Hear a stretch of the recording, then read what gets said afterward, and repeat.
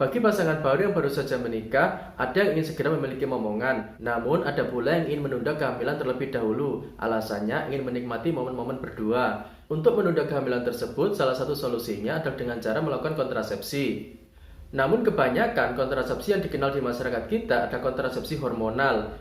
Jenis kontrasepsi hormonal seperti KB suntik atau pil sangat tidak dianjurkan bagi pasangan baru. Hal ini mengingat dampak negatif dari kontrasepsi hormonal tersebut, yaitu salah satu dampak dari penggunaan kontrasepsi hormonal adalah masa kesuburan yang terkadang bisa kembali dalam jangka waktu yang lama setelah KB tersebut dihentikan. Untuk itu, jenis kontrasepsi yang paling aman digunakan oleh pasangan baru adalah kontrasepsi alami yang tidak ada dampak negatifnya. Dalam video kali ini, kita akan membahas kontrasepsi alami yang bisa digunakan oleh pasangan baru. Namun sebelum hal ini kita bahas lebih lanjut di video ini, jangan lupa untuk subscribe channel Klinik Keperawatan terlebih dahulu.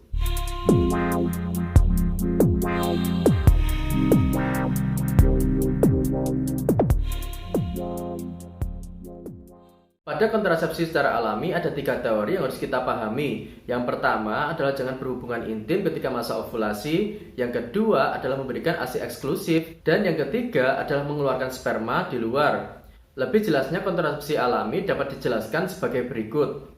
Kontrasepsi alami bekerja dengan cara mencegah sel telur bertemu dengan sel sperma. Hal ini untuk mencegah terjadinya pembuahan. Sel telur akan matang ketika memasuki masa ovulasi, sehingga ketika masa ovulasi sangat tidak dianjurkan melakukan hubungan intim.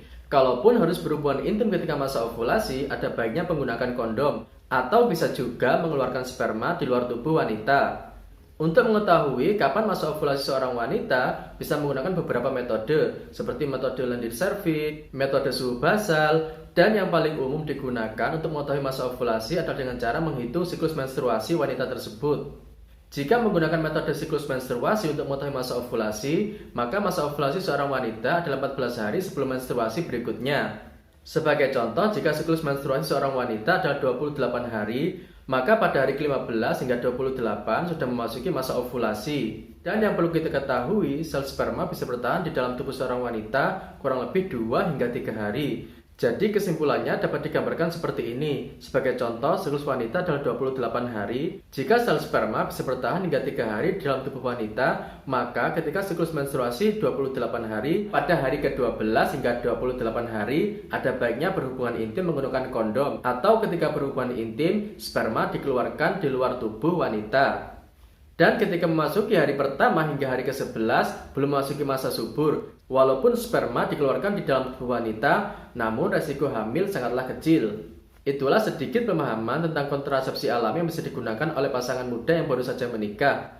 Demikian sedikit informasi dari saya. Bila video ini bermanfaat, jangan lupa untuk like dan share ke teman-teman. Bila ada pertanyaan, bisa disampaikan di kolom komentar. Nanti akan kita bahas pada video berikutnya. Dan untuk kamu yang ingin tahu banyak tentang informasi kesehatan, jangan lupa untuk subscribe channel Klinik Keperawatan ini, karena kedepannya kita akan membahas lebih banyak lagi informasi kesehatan lainnya. Terima kasih.